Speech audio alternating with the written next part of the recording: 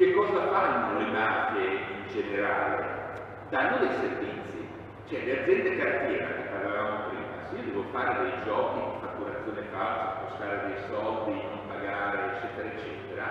mi servono delle aziende cartiera. Le aziende cartiera me le dà l'organizzazione criminale, dove ci mette la testa di legno per dopo tanto far dire tutto addosso a lui, magari a 80 anni non ha niente, quello che cosa rischia, non va neanche in galera. O se no mi dà delle aziende che in subappalto mi faranno dei lavori con costi estremamente bassi, come non pagando i contributi, portando dei clandestini immigrati che saranno pagati sotto qualsiasi regola, cioè uscendo dalle regole. Io vinco l'appalto, poi lo subappalto a determinate cose, a determinate aziende e saranno loro a lavorare, io sono la fascia pulita, saranno loro a lavorare, o mi danno il servizio che lo faranno loro a prezzi stracciati, o mi inviteranno a puntare capitali all'estero, o mi inviteranno ad avere un prestito perché hanno in mano il direttore della banca, lo ricattano, perché magari legittimizza la droga, e magari allora a me non mi hanno dato il prestito, passando da loro me lo danno, o se no sono in combutta magari con il direttore della banca, io vado da lui, non mi dà il prestito, vado da loro, mi danno il prestito ma devo retrocedere il 5% a loro e anche al direttore che tanto è un loro uomo ormai perché è ricattato per qualche altro, per qualsiasi motivo.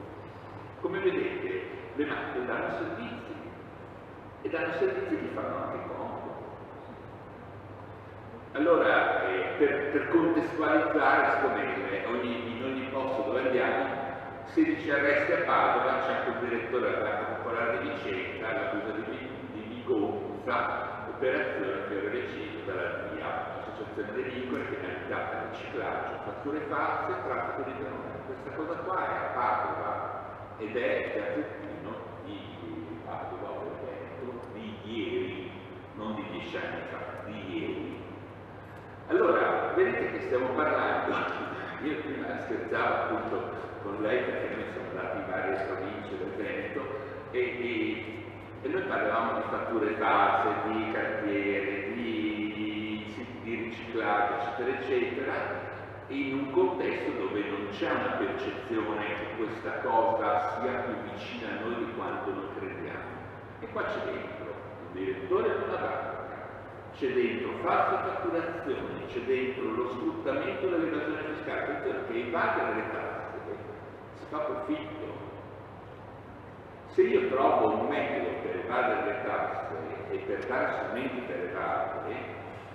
e io mi ci metto in quel mercato, però ho bisogno di professionisti, ed ecco i professionisti, ed ecco il direttore della banca, ed ecco le persone che mi aiutano a fare